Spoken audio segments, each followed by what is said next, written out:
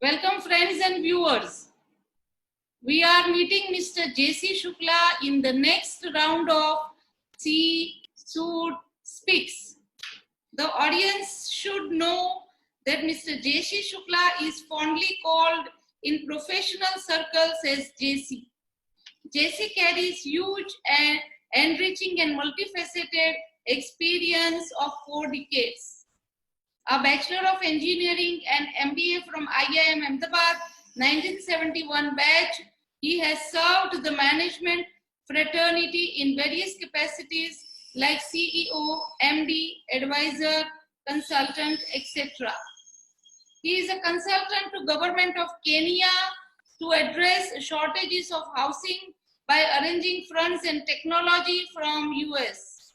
He is a consultant to government of Germany for attracting investment near Berlin. He has conducted several seminars in national and international forums like WTO and UNCTAD about how to use ICT, information and communication technology, for global marketing. He has conceived a number of ICT projects like Highway Rescue Project, House for All, Blood for All, Jobs for All, etc.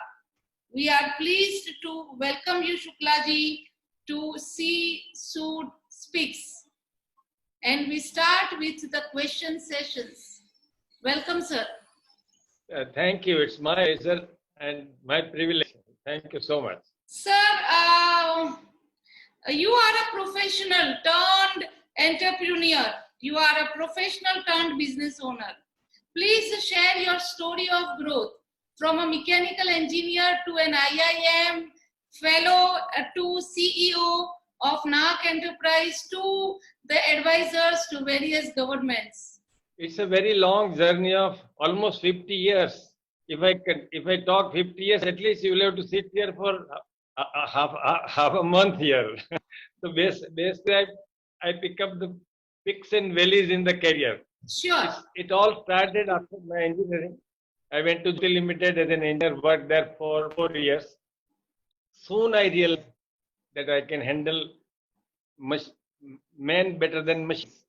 So I said, though I'm an engineer, what best can be done? And then a friend of mine, a senior colleague from Jyoti Limited, said, why don't you take a management course? At that time, I was not that much in prominence.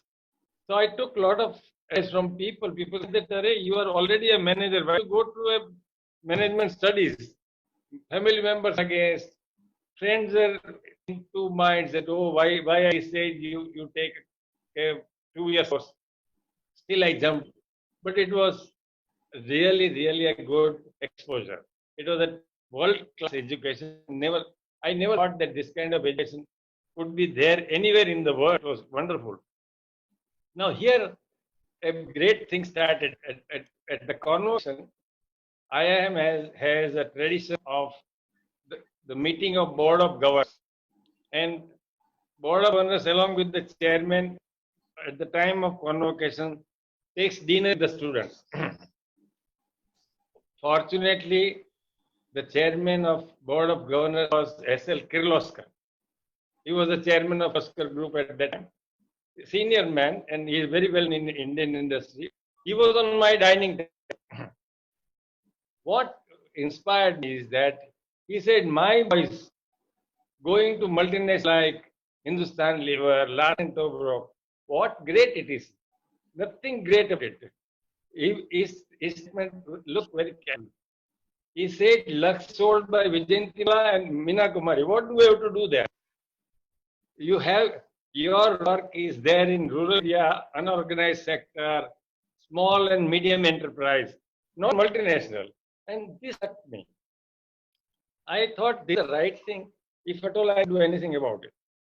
So this I went on deep in my mind, and it really, for last 50 years, actually, I'm exactly behaving the way S.L. Kirloskar wanted. Most of the work is in MSME, unorganized NGO, and rural. But in between, I also took up some of the international environment. Just to find out whether we are competent or not. But basic focus is MSME, small scale, startup and all. After that, I went to Sun Textile. It was a German company, but I was very uncomfortable because of their bureaucracy. Then left that, then joined very small company in Vapi. It is again an unorganized sector. From a zero, which in 1975 took it 5 crore. That was a great achievement at that time. But as it happens in Indian industry, we have dishonest management, corrupt people and all. So I got fed up. And in 79, I created professional hierarchy. I decided to be on my own. At that time, nobody would have, in my position, nobody would have taken that decision. And in hindsight, if I have to advise myself, I will say they don't take that decision. But there is no regrets. It was real professional hierarchy. I said, okay, I will not work for anybody. My bank balance was in 2 figures. I had a responsibility of family, 2 small kids, and again, the whole career is to be made. Then I tried all kinds of enterprises like trading, consulting, manufacturing, electrical contract, teaching. You think of anything, I've done it. Just to see that I don't work under anybody. I wanted to be independent. That was my passion. And I think that gave me a great pleasure. And I still enjoy last 30, 40 what I worked as an independent entrepreneur in this case, in this unorganized sector, like a contractor, like a simple trader, like a ordinary rather than a professional IIM graduate. Then came another turning point. I took up an electric contract of a very big size. It was a real great turning point in life. At that time, the contract 15, 20 crores. I'm talking about 80s. It was impossible to get. So I'll try for it. This is again giving an example how entrepreneurs should take the challenge. I applied for the contract. The international consultant, Devi Power Gas, they came into us. They visited our office and wholeheartedly they rejected us. The remark was, these people are hopeless and totally incompetent to handle the contract. And this was the biggest insult and a chaos. So I was highly disappointed. But then I said, let me try my creativity. I went to the owner of the company. Fortunately, owner of the company who was trying to create a downstream industry from IPCL. The name of the company is Gujarat Petrosynthesis. The gentleman, Dr. Thakkar, he was also like me. He was also trying his luck. He never did it, but he was a great entrepreneur. He went to government, convinced IPCL, and took the contract of few hundred crores. So I told him that you are like me. When government can trust you, why can't you trust me? He said, okay, I trust you. You can take the contract. I said, but how can I take the contract? I don't have the money. He said, what do you want me to do? I said, you give me the money to do the work. And to everybody's surprise, he trusted. And to cut the matter short, there were 300 agencies working in the plant. And I was the first one to complete the job. And the Power Gas, which was the consultant, who rejected me wholeheartedly, gave me a certificate, and not only certificate, they recommended that this agency should be given the bigger contract than most of the work. What I am elaborating is, it is the confidence with which you approach. It is the creativity with which you approach. You don't have to learn. You don't have to be technocrat. I still cannot spell the word of electrical contract properly now. That time also, electrical engineering was not my subject, but ability to manage and the most important capacity I have found in me is thriving on chaos.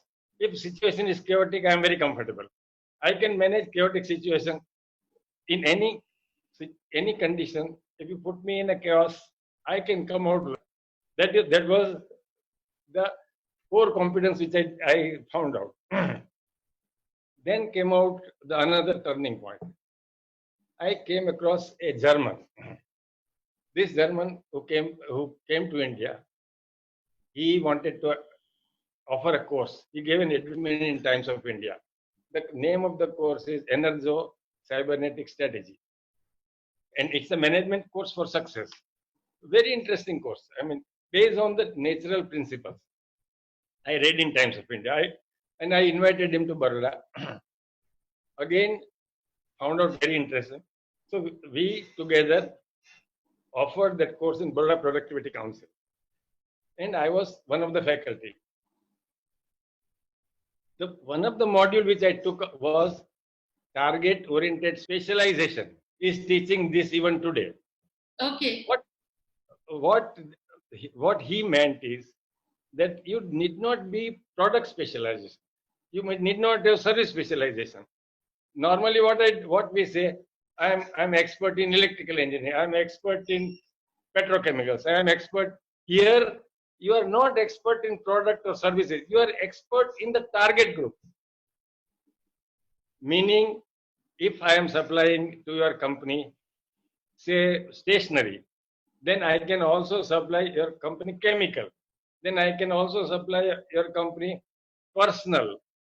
Because my rapport with the management, you capitalize on that, and that you create a niche where you have a monopoly. This was a real good concept. I applied and successfully managed, taught, and applied not locally, globally also. This concept requires to be taught in the schools, and also people should understand how this can help you even in a very highly competitive world. After that, I took up a specific assignment of launching, because I did not want to go into the competitive world. With this kind of knowledge of target-oriented specialization, I created a new kind of a profession, which is a product launching expert. I launched 2 products nationally. One was textile chemicals. This company is 1,000 crore now. Another one was fireproof system. That also is a big company now. Likewise, I helped many companies, and the assignment was product launching only. The moment product is launched, I come out of the company. This is a highly specialized field, and here the thriving on chaos, target-oriented specialization, everything helps you to manage that. And successfully I did it, and fortunately I did it abroad also, in Africa, in Germany, everywhere. Here, by this time, I'm only talking about the specific cases where there is something learning. Now comes the 1995. There is an advent of internet. Oh, the world opens up. It was so exciting to see that somebody can make money from information. So without knowing what we are going to do, we floated 2 companies. One company is Nahak Ltd, which is still running as the company which is merger acquisition, joint venture, technology transfer, collaboration. These are the areas in which working. We have a global client. We are consultant government of Germany, Kenya. We are on the board of American companies. We are doing really well. But that I do not want to exaggerate. I want to say there is another company which we started, which was Champs Software. This was the company in collaboration with Americans to develop software here. This is a specific case which I would highlight and like people to learn about. The same tricks I played in electrical contract, where I did not know anything, but with a sheer confidence, I was a great success. Same thing I did here. The American friends were on way to Singapore. they were in Baroda, and on one of the dinner, I said, "Why are you going to Singapore?" They say, "We want to open up a software development center." I said, "For what?" He said, "Because we have in-house requirement and somebody is interested in that." I said, "Why do you go there?"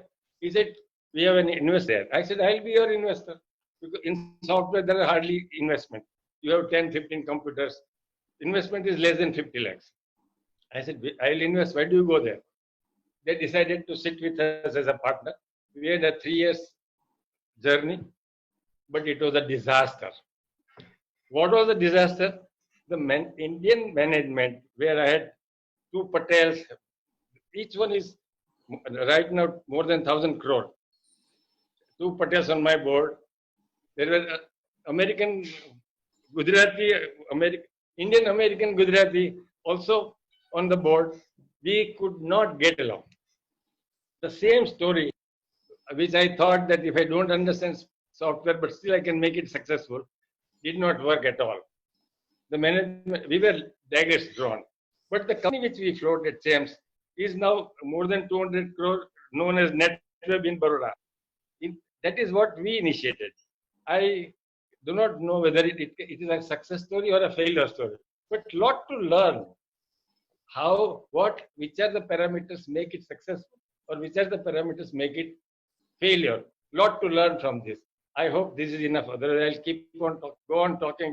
I was about to tell you, sir, that this is so interesting, but your modesty, your simplicity to talk even about your failures. You know, this C Speaks is a part of a hackathon June 2020, where our mentor Murli Sundaram and Sudhir Kolam, they are talking about make your mess a message. And you are truly living that, making your mess a message for us. And in spite of that, you have grown as the managing director of Nahak Enterprises. Your company is a consultant to an American company, Hawthorne company. You are a consultant to government of Germany. You are consultant to a few African countries' government. Now, this and the mess and the re-rising, bouncing back, the rejuvenation, the ability to, sustain and again go forward is something which has been so attractive that I am sure the viewers would be happy to listen to this and get inspired that how can a successful person can talk about his message, his mess as message, and still inspire all of us. I think this is wonderful. This is really wonderful. I have a question for you. You are an advisor to the government of countries in Africa and European continent. What has been your experience? What has been your disappointments or your happy moments? Could you please enlighten us on that? Before I go to Africa, because that's another big story, I would say that in connection with the champs with failure, which I consider, I read a very good slogan in America in one of the CEO's office. The slogan says, fail fast, fail frequently, fail forward. And in the company, in one day in a year, there is a failure festival. Oh. I have attended that. So much of a learning. We all think that failure is bad. How will people think about it? Oh, failure is a part of success. How can you think that failure is bad? We need to change our psychology, our thinking, and we need to look at differently all failure models. In a way, they are part of the success, but we cannot look at that like that. Now, coming back to Africa, this is another story. I am on the board of an American company named Hawthorne Development Corporation. This is a big real estate company in Chicago, owned by a friend and a classmate from IIM. In 2008, there was a subprime financial crisis in America. He calls me from US and say, "Hey JC, I am jobless." I said, "What has happened?" He said, "There is no work whatsoever in America. I am idling. Can you give me some job? I can come to India." I said, "Look, India is fine, but if you really want to do, let's go to Africa." He said, "Done." And believe you me, totally we made 30 trips to Africa. The first day, I went to Prime Minister of Kenya and said that your biggest problem is affordable housing. He said, yes. I said, sir, give us land and we give you back cities. He said, he never thought that somebody can talk like this. And he said, do you know what it means, how much money it will require? I said, I'm sure it requires money in billions, B for Bombay, not M for Mumbai, not millions, billions. I said, sir, we can organize that money. He said, Mr. Shukla, Prime Minister of Kenya telling me, I had a dinner with him. He said, Mr. Shukla, it is too good to believe. I said, sir, don't believe. You send people to America and let them have a due diligence. He sent 6 people to America for due diligence. They went to Goldman Sachs, they went to World Bank, they went to OPEC. Everybody said, yes, we will fund JC and company. And we did all the work like that. And we virtually did such a wonderful job for them. We brought new REIT application in development in Kenya. Look at the sadness, the whole problem of developing country. Kenya or total Africa is full of poor governance and rampant corruption. We said we'll not give you any money. First, let's work. If you make money, we'll donate or we'll somehow or other support you, but we'll not. Finally, they decided to give us a work. By the time we signed $1 billion contract, government went into liquidation. The government disappeared. New government came. After 2 years, this new government called us again, and now we are getting about 100,000 houses, about 1 lakh houses to be constructed. But we only wanted to do affordable housing. We did not want to go for villas. We did not want to make, because my friend and I both we think that we owe a lot to society. If we can do anything for people who are below poverty line or poor, we should do that. So the biggest challenge was money. So from where the money comes, we tapped American pension fund, and we convinced them that look, you are not getting even 1 or 2% growth in America. We'll give you 10% growth. And the Americans, business minded, they immediately understood the economics. And today also they are supporting us. We have a line of credit of few $1 billion. This is applicable to India also. But because it's a government, there are certain conditions. So we are going ahead with affordable housing in Africa. Hopefully so. If everything goes well, the negotiations are on right now. But the slogan which I gave them, give us a land and we give you back cities, really clicked. So that is how the African story is 5 years. So I think. Very interesting. Very, very, very interesting. That brings me to the new question, which is related with this question, that you give us land and we will give you cities back. It's your life mission at this stage to create million jobs for challenged, poor, and for women. You are actively engaged with NGOs working for this cause. Can you share some of your experiences? This is very dear to my heart, what you are talking. I am desperate, rather, I am desperate to create entrepreneurship in this country and everywhere in the world. I tried, as you know, I was invited by UNCTAD, WHO to train 50 countries in Geneva how the entrepreneurs can make their living on the internet. Now, let us look at the big picture in this country. Every year, we produce 1.5 crore graduate and put into the market. And unfortunately, there are not even 40 jobs. Now, where do they go? And look at the backlog. What government can do, government cannot do anything. It is people like us have to do that. Now, against this, you look at the another statement. International Monetary Fund chief Christine Lagarde made a statement. She recently retired. She made a statement. In the last 10 years, India has generated so much of wealth that people below poverty line can come up 3-4 times. So what is the problem?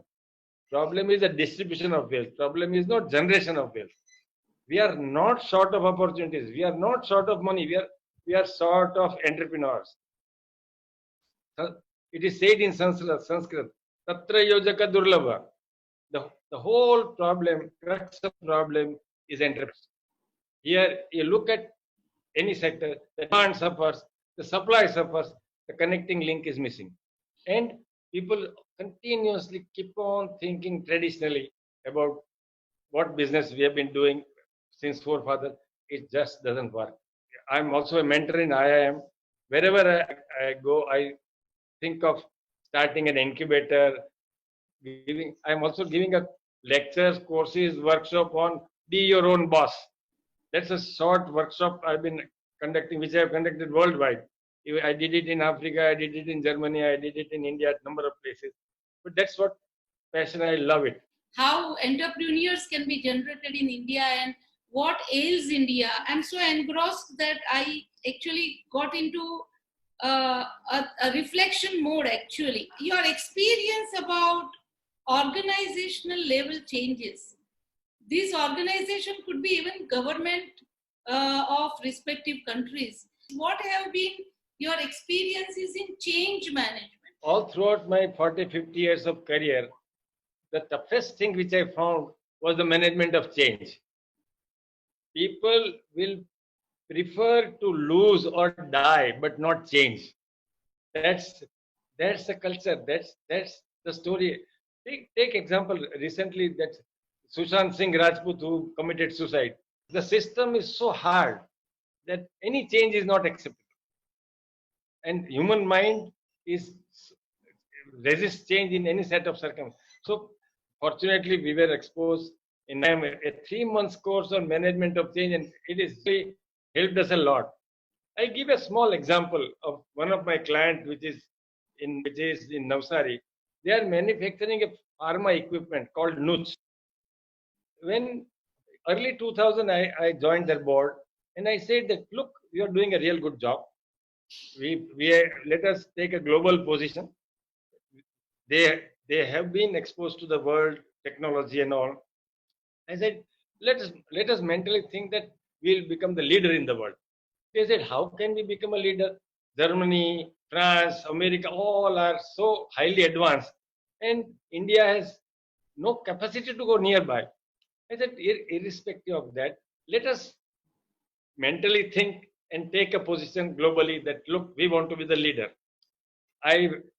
Along with them, I went to Akima Germany exhibition and made an announcement that look, we are soon going to be the world leader. Everybody who was there in Germany, in Akima, they had a hearty laugh. And they also said that look, this Indian company is talking too much, talking too talk. We also talk about coalition with them. They soft pedal it. Instead of insulting us, they only said, okay, come next time or something like that. To cut the matter short, today they are a leader.